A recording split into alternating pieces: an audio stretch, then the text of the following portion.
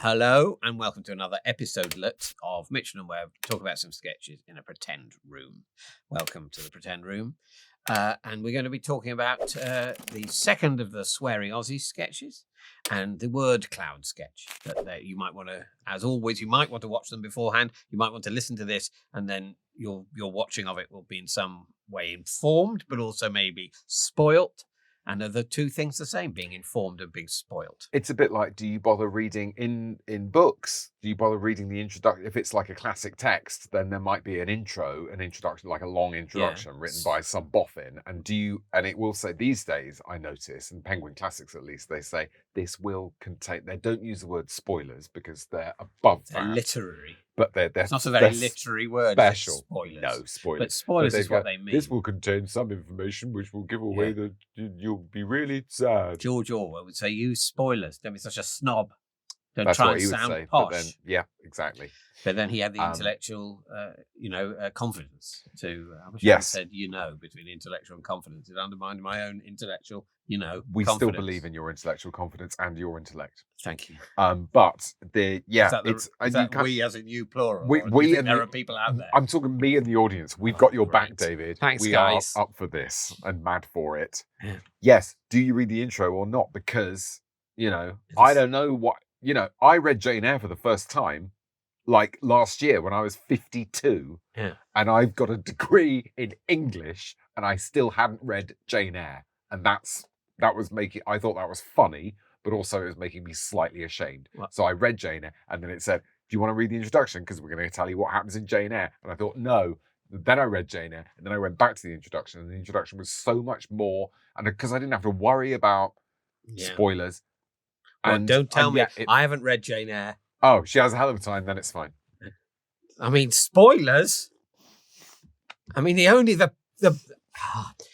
I've just recently saw the film of Wuthering Heights. Well, I'd she has a never hell of a read time, and then it's not fine. Yeah, I'd never read Wuthering Heights, but the film doesn't even do all of Wuthering Heights. It's good.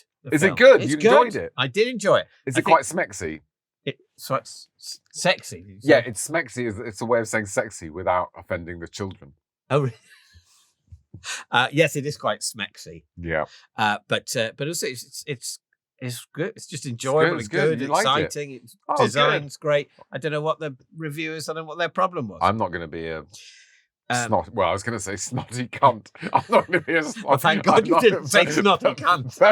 Because that would have been rude. I'm not going to be a snotty cunt about it. But we are talking in this episode about swearing. We are. So that's but that hopefully will have been bleeped there. I think bleeping sometimes is as funny as the real words. Yeah. So if I say snotty cunt, then it might come out. Yeah. It might come out funny.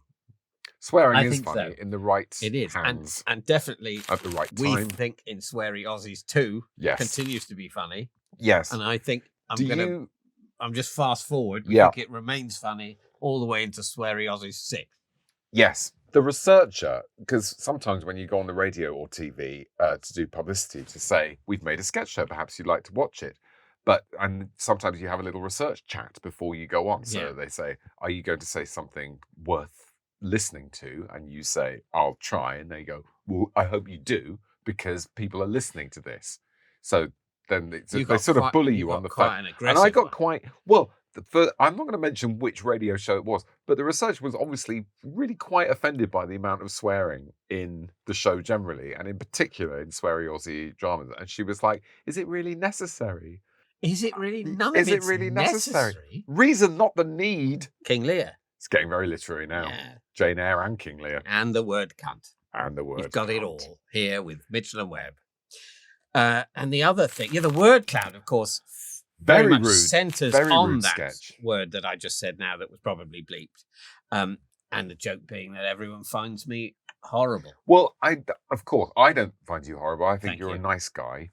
But for some reason, that's partly why it's funny, because calling someone that when they're not that is really unfair, and sometimes unfairness is funny. Yes, that kind of word cloud thing, where market research. Did we do a lot of market research to find out what people wanted us to make comedy about? No. No, I don't think we did. No. I remember being when we were doing years ago, we were doing the sketch show for the BBC.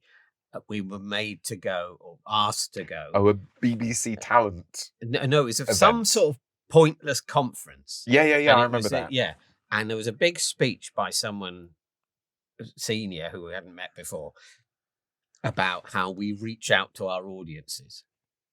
And that was what it was about. The theme of the thing is how do we reach out to our audiences? Because we're all middle-class people who work in broadcasting. Yes. And our audience... When middle-class people talk about reaching out, they're talking about not talking to each other, but talking to the people who normally come and do the bins.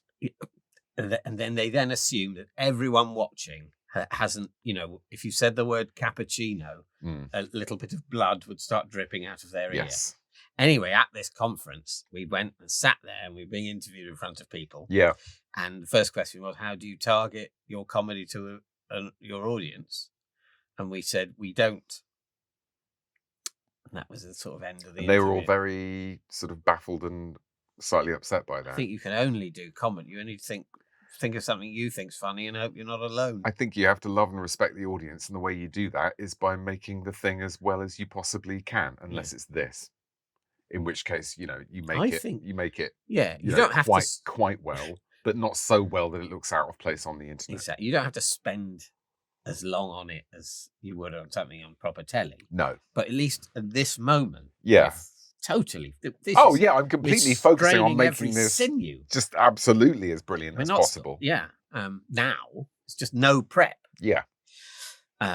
But that's because that has its amazing spontaneity. That's what we're giving it. You can't counterfeit spontaneity. You couldn't write this, David. No. You couldn't write this. No. So we talked about the two things.